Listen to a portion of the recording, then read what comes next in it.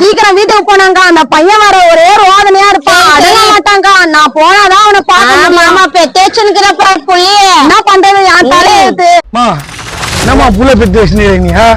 புள்ள போதை அடிச்சுட்டு குடிச்சிட்டு ரோட்ல போட்டு புள்ள அமுகலம் பண்ணி அவன் போலீஸ்கார அடி அடிச்சு வீட்டு வாசல்ல போட்டு வச்சுறான் பேரு. போ காலையில போன இப்போ ஜாஸ்தி வர சொல்லிடுறாங்க. சரி என்னன்னு பார்த்து இட்டுவா. நான் இது மாதிரி கஷ்டப்படுறேன், பெருகிற அறிவுன்றதே இல்லம்மா உங்களுக்குலாம். புள்ளைய வளர்க்க தெரியல வந்துட்டு. குடிகார ஹாஸ்பிட்டல்ல எங்கன்னா சேர்த்து விடாத, அதை வச்சுன்னு ஒரே தொல்லை பண்ணி நிக்கிறா பாரிவா. இதுக்கு ஒரு தீர்வே கிடையாதா? கொஞ்சம் போனு கொடுக்கா. எதுக்கு போனே?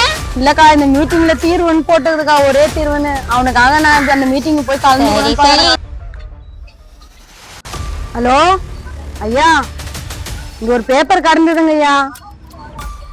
என் புள்ள பயங்கரமா குடிக்கிறான் ஐயா, ஒரே பிரச்சனை பண்ற, ரொம்ப கஷ்டமா இருக்குங்க ஐயா. நான் பெருகும் போது ஒரு பேப்பர் ஒண்ணு கிடைச்சதுங்க ஐயா, அதுல ஒரே தீர்வுன்னு சொல்லி பேப்பர்ல போட்டிருந்தது.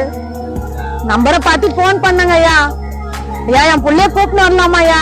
என் புள்ள சரியாயிடுவானா ஐயா? ஐயா சொல்லுங்க ஐயா. ஒண்ணும் கவலைப்படாதம்மா, இது உனக்கு பெருசா தெரியலாம். இதெல்லாம் ஆண்டவர் பார்வைக்கு ஒண்ணுமே இல்ல. வருஷம் பொன் சொல்லி மீட்டிங் எடுக்கிறோம். நடத்தும் போது ஒரு பையன் கத்தி எடுத்துன்னு வந்தான். ஆண்டோடைய அன்பு கத்தி எடுத்தவனே நீ பைபிள் தூக்கி சுத்தலாமா?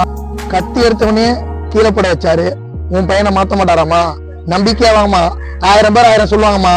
நீயும் உன் புள்ளியோட கூட வாமா, நிச்சயமா ஆண்டவர் அற்புதம் செய்வாரு. உன் மகனையும் சாட்சியா நிறுத்துவாருமா. ஒரே தீர்வு, அது டைட்டில் மாத்திரலமா, உங்க குடும்பத்துக்கும் கர்த்தர் ஒரே தீர்வை கொடுப்பாருமா.